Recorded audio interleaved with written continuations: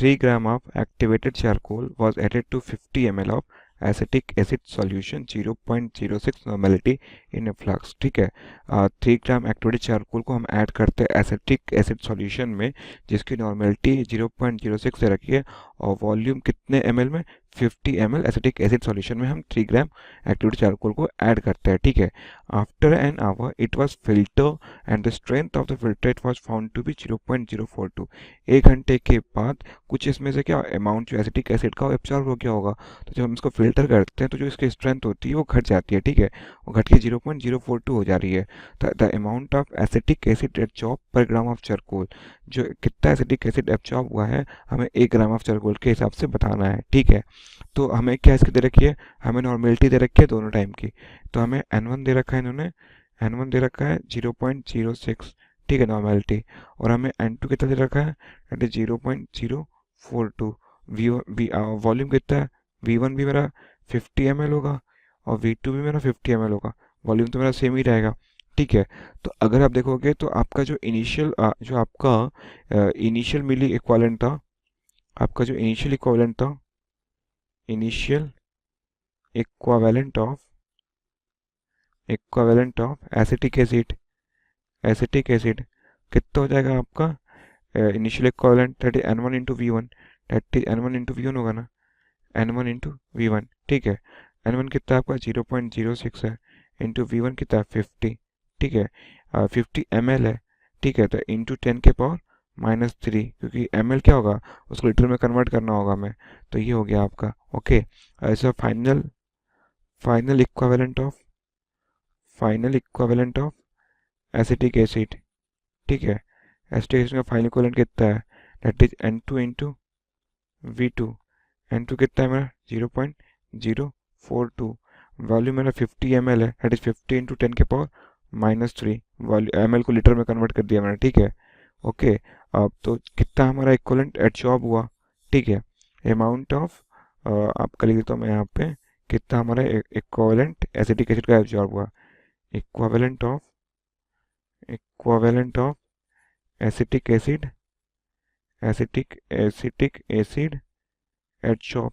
ठीक है, equivalent of acetic acid adsorbed. Okay, हो जाएगा आपका कितना है फाइनल माइनस आपका कितना हो जाएगा, इनिशियली इतना था फाइनल इतना था, तो घटा है ना, तो 0.06 इंटू 50 इंटू 10⁻³ माइनस, ठीक है, माइनस 0.042 इंटू 50 इंटू 10⁻³ सॉल्व कर दो इसको आप, ये कितना हो जाएगा आपका, that is 0.06 minus 0.042 into 50 into 10⁻³ ये वैल्यू कितनी हो जाएगी आपकी, आपकी जगह जीरो का जगह यहाँ पे 8,541 दैट इज 0.018 इंटू 50 इंटू 10⁻³ आपका क्या हो गया, इक्विवेलेंट हो गया। और हमें पता है इक्विवेलेंट इक्वल्स टू क्या होता है आपका, इक्विवेलेंट इक्वल्स टू होता है आपका गिवन वेट, ये आपका इक्विवेलेंट इक्वल्स टू होता है given weight divided by equivalent weight. ठीक है, ये दोनों क्या, ये भी इसके इक्वल होगा। ठीक है, ये क्या हमारा, ये हमारा इक्विवेलेंट है। ठीक है, ये हमारा इक्विवेलेंट है। ओके, तो हमें गिवन वेट तो निकालना है, मतलब रिक्वायर्ड वेट, गिवन वेट या रिक्वायर्ड वेट इसको हम बोलते हैं। ठीक है, इक्विवेलेंट वेट क्या होगा एसिटिक एसिड का। ठीक है, इक्विवेलेंट वेट एसिटिक एसिड का होता है molecular weight divided by equivalence factor या N factor, molecular weight acetic acid का।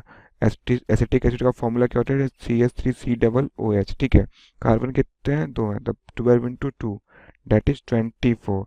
हाइड्रोजन कितने हैं, 3 1 4, तो 1 इंटू 4 दैट इज 4। ऑक्सीजन कितने हैं मेरे, 2 हैं, 2 इंटू 16 कितने हो गए, दैट इज 32।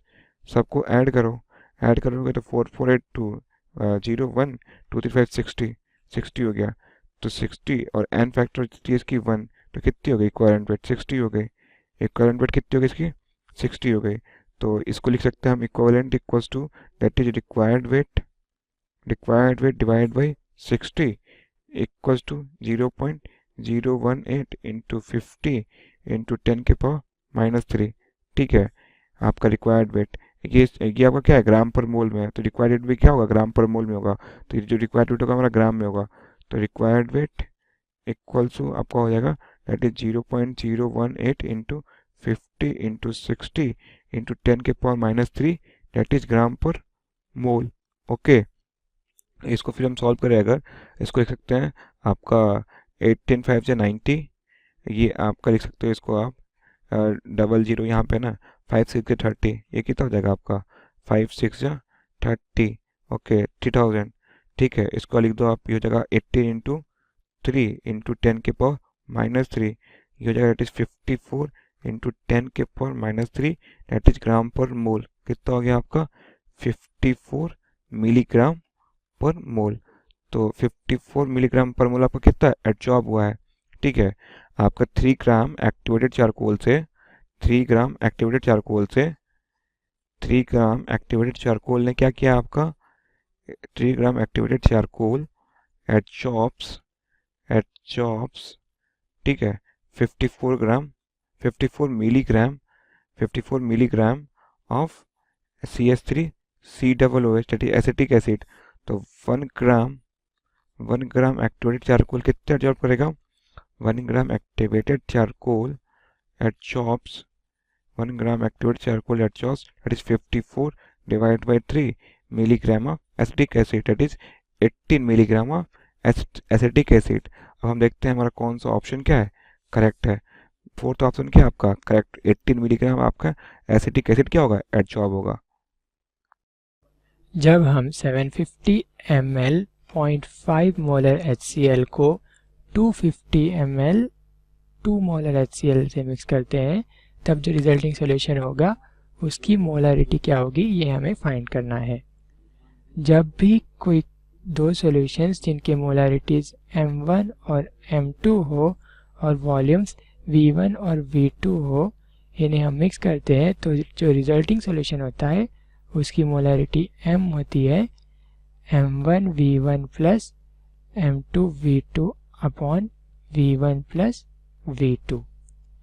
तो इधर भी रिजल्टिंग सॉल्यूशन की मोलारिटी हो जाएगी M1 molarity of first solution 0.5 molar into इसका वॉल्यूम जो कि हमें दिया हुआ है 750 ml plus M2 2 molar into volume हमें दिया हुआ है 250 millilitre upon V1 750 ml plus 250 ml। तो यहाँ से मोलारिटी ऑफ रिजल्टिंग सॉल्यूशन हमें मिल जाएगी 375 प्लस 500 अपॉन 1000, मतलब ही 875 बाय 1000 जो कि हो गया 0.875 मोलर। तो ऑप्शन ए हो गया इस क्वेश्चन का करेक्ट आंसर।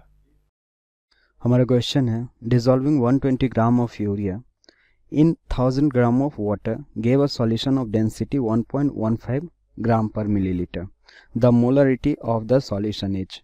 तो देखो यहाँ पे हमें क्या दिया हुआ है, सॉल्यूट यूरिया है और सॉल्वेंट हमारा वाटर है और इस सॉल्यूशन की डेंसिटी दी हुई है, तो हमें मोलरिटी ऑफ सॉल्यूशन बताना है।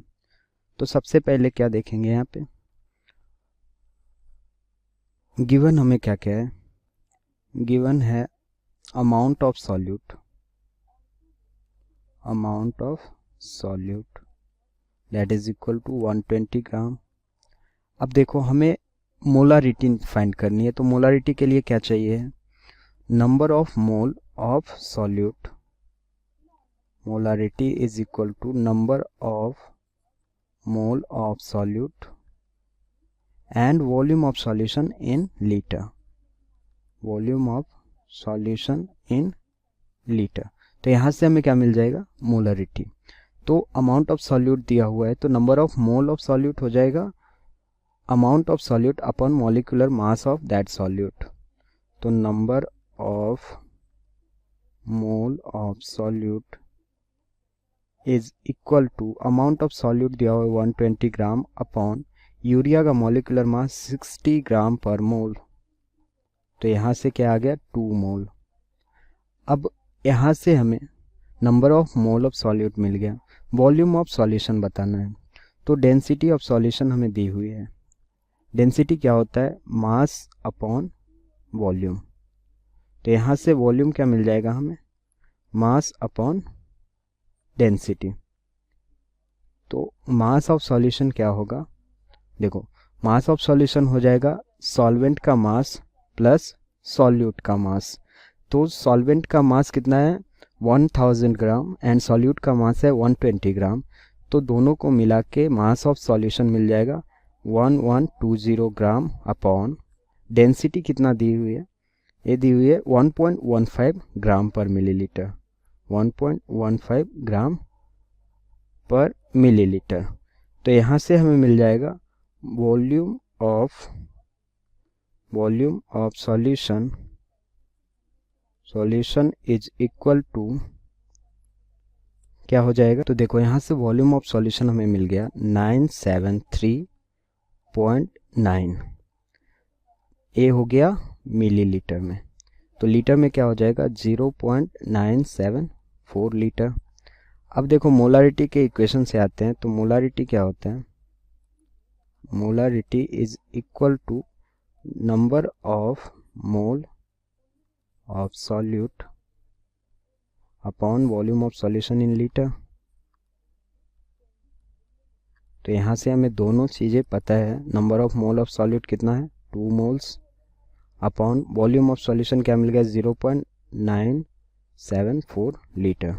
तो यहाँ से हमें क्या मिल गया 2.05 एम मीन्स मोल पर लीटर। तो ये हो गई मोलारिटी ऑफ सॉल्यूशन और ये हमें फाइंड करना था। तो कौन से ऑप्शन में ये दिया हुआ है 2.05 थर्ड ऑप्शन में दिया हुआ है, तो ये हमारा करेक्ट ऑप्शन होगा। Welcome to Dornot. So question చూసినట్లయితే given that the abundance of isotopes is ferrum 54, ferrum 56 and ferrum 57 are 5%, 90% and 5% respectively. The atomic mass of ferrum is. So atomic mass అడుగుతున్నాడు. So atomic mass చూసినట్లయితే atomic mass of ferrum means atomic weight. Mass అన్న weight అన్న same కదా. So atomic weight తీసుకుంటే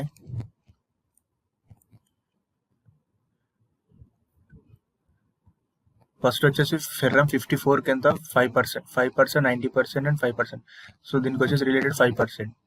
so 5 into 54 value ferrum ఇచ్చాడు కదా 54 plus 56 తీసుకోవాలి 90%, 56 కి ఎంత 90% ఉంది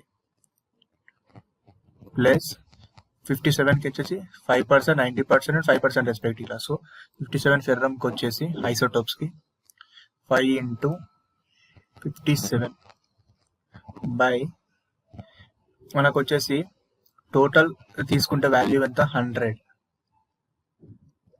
సో క్యాలిక్యులేట్ చేస్తే మనకు వచ్చే వాల్యూ ఎంత 55.95. మన atomic weight of the atomic mass of